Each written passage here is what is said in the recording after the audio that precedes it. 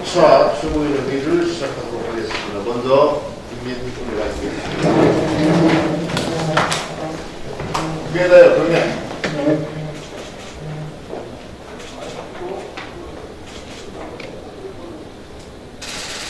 바로 이어 생각하겠습니다.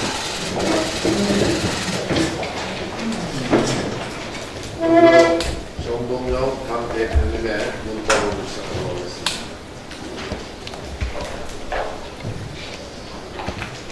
국회에 대한 원성이 하루를 찌릅니다.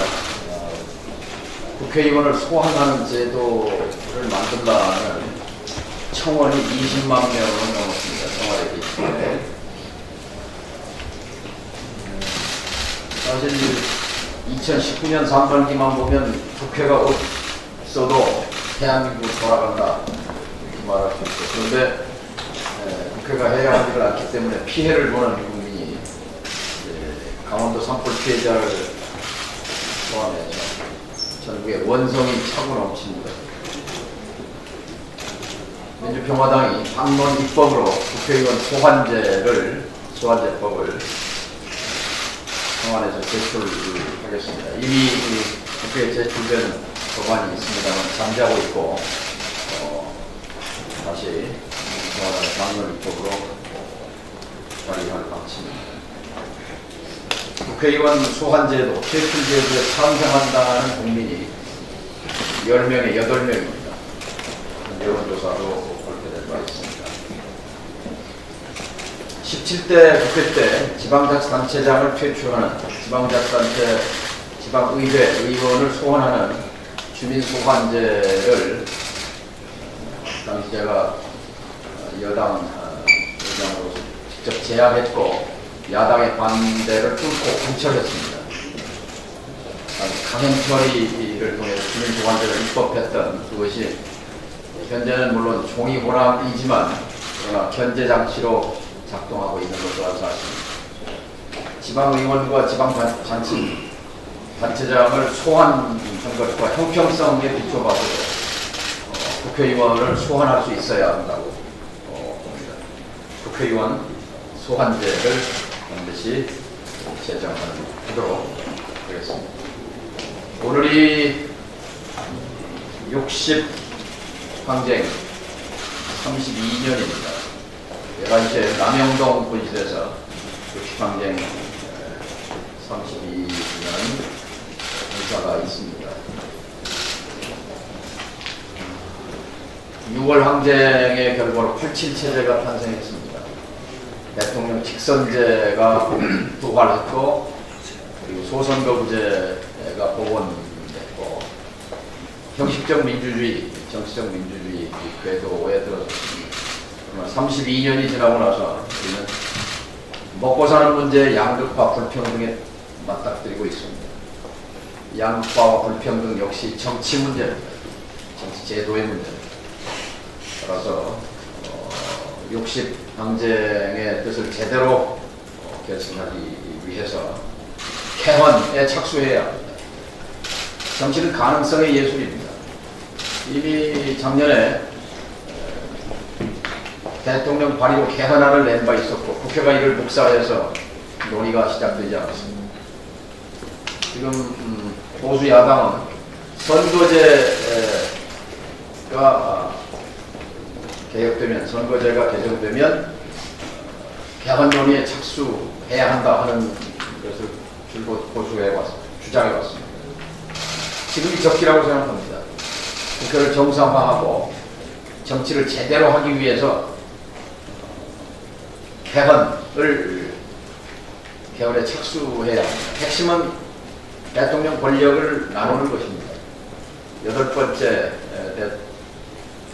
대통령, 노태우 대통령, 김영삼 대통령, 김대중 대통령, 노무현 대통령, 이명박 박근혜, 문재인 대통령, 7명째, 5년째 단임 대통령이 지난 30년 동안 거듭 임기 후반에 실패한 것은 제왕적 시스템 때문에 그렇습니다. 이 제왕적 대통령의 권력을 나누는 분권형 대통령제, 보수 야당도 분권형 대통령제를 해야 한다고 말합니다.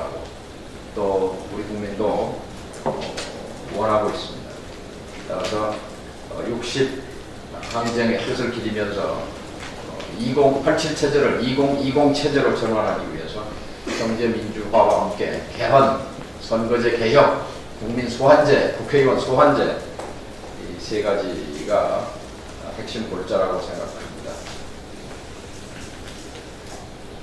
한 가지 좀 더 치면이 어제 쪽에서 의원님 안 나오셨는데 어제 윤영일 의장 일요일인데도 해남에서 올라오셔서 함께 가습기 살균제 특별법 개정에 대한 토론회와 가습기 살균제 피해자들의 아우성과 절규를 듣는 자리가 있었습니다. 국회의원 회관 소회의실에서 300여 명의 전국에 있는 피해자들이 참석해서 눈물바다를 이뤘고 오후 3시부터 7시까지 장장 4시간 동안이나 계속됐습니다.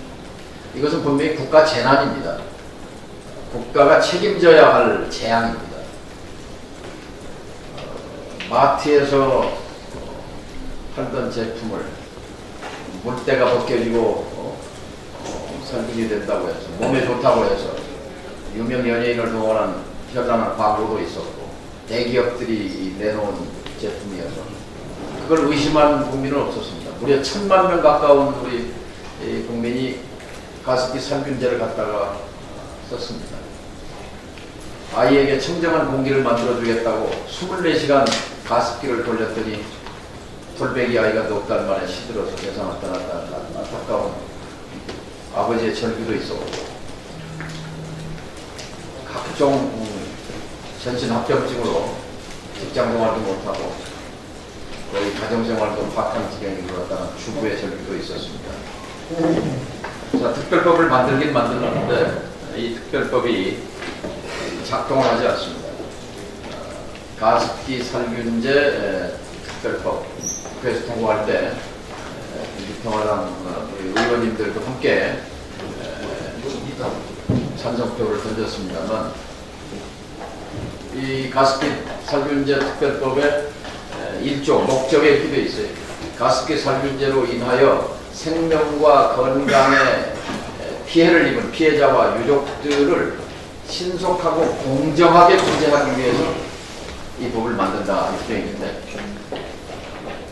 신속하기는커녕 피해자들의 고통은 해가 갈 수 없도록 가중되고 있는데 이 법은 제대로 작동하지 않습니다.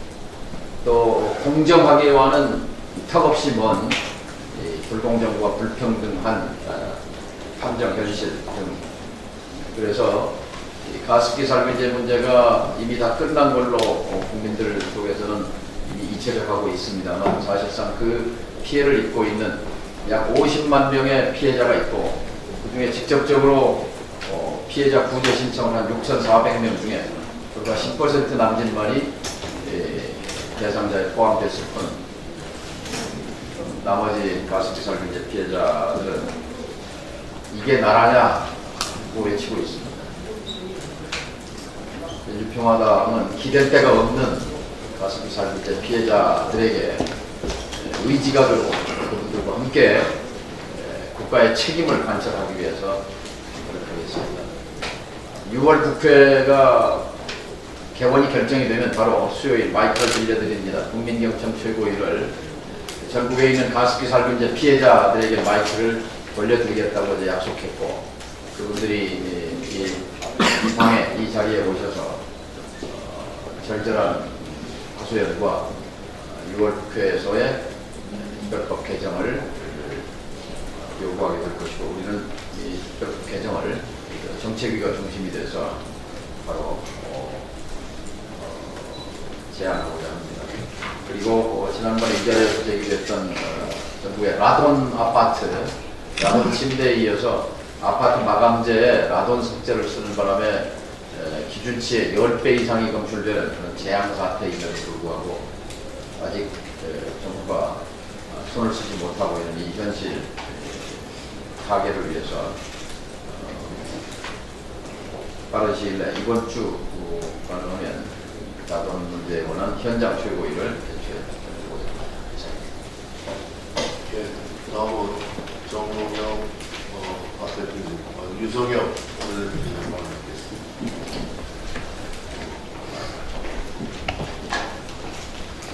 예, 오늘은 60 민주항쟁 기념일입니다. 전두환 군사정권은 독재에 반대하며 전 국민이 민주하고 횃불을 들고 일어났던 역사적인 날입니다. 그런데 국회는 오늘까지도 놀고만 있습니다. 강원도 초대형 산불이 발생한 지 2달이 지났는데도 추경은 여전히 표류 중입니다. 언제까지 놀게 될지조차도 모르겠습니다. 이제는 정쟁 이념 다 떠나서 제발 일 좀 하고 싶습니다. 우리 평화당은 지난주부터 국회 정상화 촉구를 위한 릴레이 피켓 시위에 나서고 있습니다만 정작 이 사태의 책임을 져야 할 한국당과 민주당에게는 소액의 경직기입니다. 답답하고 그리고 부끄럽습니다. 조선시대 우리나라는 3번의 커다란 위기를 겪었습니다. 임진왜란, 병자호란, 그리고 일제강점기. 이 3번의 국난의 공통점은 외세가 급격히 변화할 때 조정이 단파 싸움만 하고 있었다라는 것입니다. 지금이 바로 그렇습니다. 외부로는 미중 무역전쟁 심화와 세계 경제 침체가 가속화되고 내부로는 마이너스 성장을 하는 등 사상 최악의 경제난이 대두되고 있는데도 민주당과 한국당은 영수회담 방식이나 합의문 문구 가지고 자존심 싸움만 하고 있습니다. 합의문 문구 내용을 가지고 논쟁하는 걸 보면 자유한국당은 선거법을 합의로 처리해야 한다라고 주장을 하고 있고 민주당은 합의를 원칙으로 한다라고 이렇게 주장을 하면서 맞서고 있어서 타결이 이루어지지 않고 있다고 들었습니다. 저는 이 두 분 다 또 양당 다 정말 태도가 잘못된 것이다 이렇게 생각합니다. 자유한국당이 만약에 합의대로 처리하기를 원한다면 종전의 선거법에 대한 우리의 입장은 이런 거였는데 이런 내용까지를 포함해서 논의할 수 있다. 그리고 합의를 할 수 있다라고 나와야 될 것입니다. 어디까지 자기들이 받아들일 수 있는 것인지를 밝히지 않은 채 합의만을 고집하는 것은 결국은 선거법 개혁을 무산시키기 위한 억지라고 생각을 합니다. 또 지난번에 동물국회로 국회법을 어긴 데 대한 책임을 모면하기 위한 꼼수라고 생각을 합니다. 더불어민주당도 마찬가지입니다. 합의를 원칙으로 한다라고 버티고 있는데 더불어민주당도 연동형 비례대표제 도입을 위해서 기존 방침을 어떻게 변경해서 받아들일 용의가 있다는 정도까지는 밝혀주어야 합의를 하든 합의를 원칙으로 하든 타결이 이루어질 수 있는 것이다 이렇게 생각을 합니다. 자유한국당과 더불어민주당에게 거듭 촉구합니다. 연동형 비례대표제 개혁은 우리 정치 개혁과 정치 발전을 위해서 반드시 도입되어야 할 일이라고 생각합니다. 이것이 현실적으로 도입 가능할 수 있도록 자유한국당도 고려할 수 있는 대안들을 제시해주고 더불어민주당도 종전 입장만 고집하지 말고 받아들일 수 있는 양보할 수 있는 선을 분명히 제시를 해서 사실상 합의가 이루어질 수 있는 그런 토대를 만들어줄 것을 거듭 촉구합니다. 정말 민주당과 한국당의 싸움질은 정말 한심합니다. 나라가 망하든 말든 자신들의 이익에만 몰두하는 임진왜란 당시 당파 싸움과 다를 바가 전혀 없습니다. 국교 해산과 국민 소환제 이야기가 괜히 나오는 것이 아닙니다. 민주당과 한국당에 경고합니다. 국민의 뜻을 거부하면 그것이 바로 반민주화입니다. 그리고 지금 국회는 일 좀 하라는 국민의 명령을 무시하고 있는 반민주 세력이 되는 것입니다. 민주화의 상징인 우리 국회가 더 이상 치욕을 겪지 않도록 두 거대 정당의 반성과 대승적 결단을 거듭 촉구합니다. 윤종원 경제수석은 지난 7일 청와대 브리핑룸에서 기자들에게 미국과 중국의 무역 분쟁 등의 대외 여건의 악화와 재정 집행의 부진 등으로 인해 우리 경제의 하방 위험이 커졌다라고 밝혔습니다. 그러나 이것은 장차 더욱 심화될 경제난에 대해 미리 변명한 것에 불과합니다. 우선 지금보다 대외 여건이 훨씬 어려웠던 시절에도 경제의 하방 위험성을 효과적으로 극복한 사례가 얼마든지 있기 때문입니다.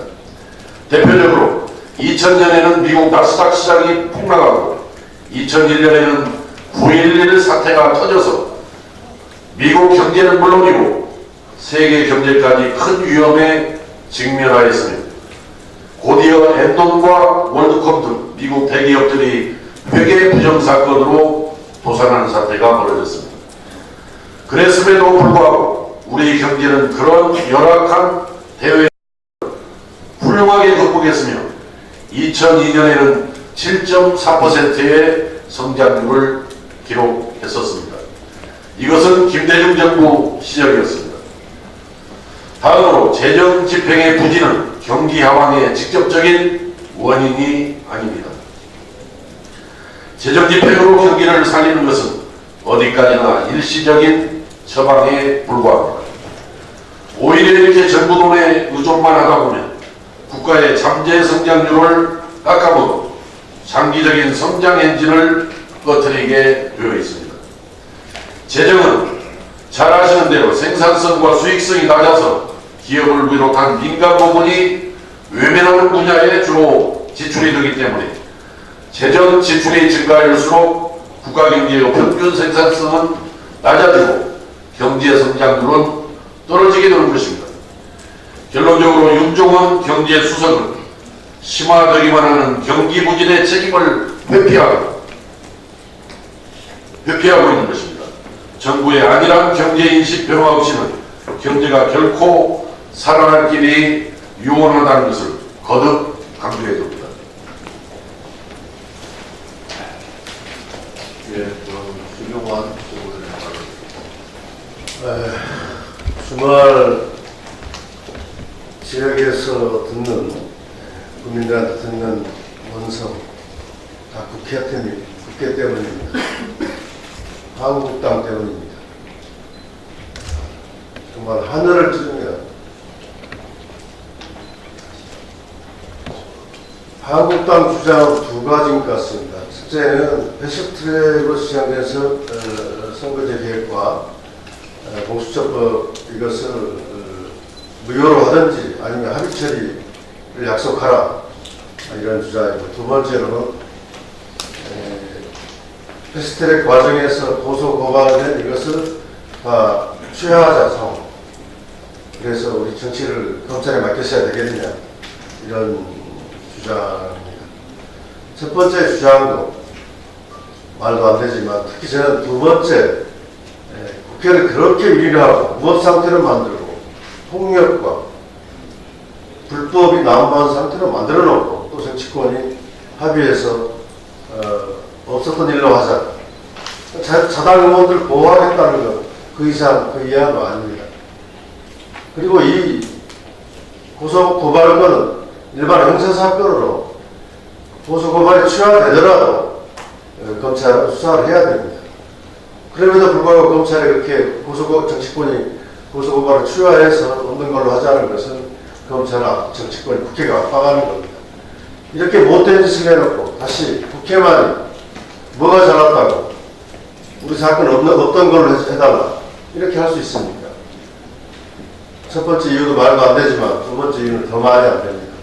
그런 점에서 검찰이 단호하게 국회의 불법 사태에 대해서 수사에 들어가야 된다고 주장하고, 또 교섭단체 협상 과정에서 이것은 포기할 수 없는 원칙이다 이런 점을 다시 한번 강조드립니다. 이상입니다. 예, 민영삼 수고에 답변드리겠습니다. 최근에 정치적 상황에 대해서 한 말씀 드리겠습니다. 순방 외교를 떠난 대통령의 북유럽 삼국 외교 순방의 성과가 있기를 바랍니다. 근데 한 가지 아쉬운 점은 대통령께서 순방을 가시면서 국회의장에게만 전화를 하시고 야당 대표들에게는 왜 전화도 없이 그러니 정치 실종의 현장을 놔두고 그냥 가졌는지 유감스럽게 생각합니다. 작년에 김명수 대법원장의 임명을 놓고 요소야대 전국에서 청와대가 굉장히 아쉬울 때 당시 안철수 국민의당 대표에게 전화하셨지 않습니까? 지금은 그 작년 상황보다 훨씬 더 정치가 실종되고 국민의 삶이 국민의 어깨에 짊어진 삶의 무게가 천근만근인 이런 이중한 상황입니다. 정치 실종의 가장 중심에 정치를 복원시키는데 가장 중심에 있는 분은 대통령 지하에서의 대통령이라고 저는 생각을 합니다. 대통령께서 직원들과 정말 귀국하셔서는 정치가 빨리 복원될 수 있도록 과감한 광폭 행보를 보여주시기를 기대합니다. 한 가지 더 붙이자면 그 수많은 대통령의 참모들 한번 보십시오. 경제 분야만 해도요. 경제수석, 경제보좌관, 일자리 수석, 일자리 부위원장, 청와대 직속 국민 소득주도 성장 특별위원장, 바로 직전에 경제수석이었죠. 이 수많은 경제 참모들이 지금 뭐하고 있습니까? 우리 국민 경제, 서민 경제가 이렇게 어려운데 또 다른 참모 한 분은 어떤 행보를 보이고 있습니까? 당에 내려와서 마치 대통령 초도 순시하듯이 여당 대표로 새로 임명 왔듯이 국정원장을 만나고 국회의장을 만나고 뭐 시도지사 다 돌아다니면서 만나고 이런 여권에 그렇지 않아도 청와대 내각도 없고 여당도 없고 오직 청와대 측근들만 있다라고 얘기하면서 청와대 정부, 청와대 독선, 청와대 독주, 심지어는 청와대 독재라는 말까지 나올 정도인 상황 속에서 또 측근이 그런 분란을 일으키는 행보를 하는데 어느 누구나 통제할 수도 없겠죠. 대통령 외에는. 정말 여야 정치권이 정치를 복원하는데 대통령께서 귀국하셔서는 정치력을 보여주시기를 기대하고 양정철 민주연구원장의 맹성을 함께 촉구하고 또 다른 대통령 측근들의 맹성을 촉구합니다. 이상입니다. 예, 읽어주시오. 네, 정책위 의장입니다. 소래는 두 바퀴로 굴러가지요. 새는 두 날개를 가지고 납니다. 국가는 정치와 경제가 양 날개지요. 그런데 정치는 실종되고 경제는 망가지고 있습니다. 먼저 정치를 좀 보겠습니다. 추경 예산 심사가 한 달 반 넘어가고 있습니다. 대통령께서는 북유럽 순방으로 순방길에 나셔서 이제 여야 대표 회담도 물러 건너 갔지요. 이러는 사이 민생 입법 처리 기약 없습니다. 자유한국당은 패스트트랙 지정을 처리해달라고 그리고 논의했던 다른 사람들까지도 재논의하자고 요구를 하고 있습니다. 그러한 불법 행위에 대해서 자유한국당은 국민에게 이제 면죄부를 달라고 하는 거나 마찬가지고요. 국민에게 면죄부 달라고 요구할 게 아니라 국회 공전에 대한 책임을 지고 사죄부부터 먼저 내놔야 된다고 저는 생각을 하고 있습니다. 그리고 여당도 여당답게요.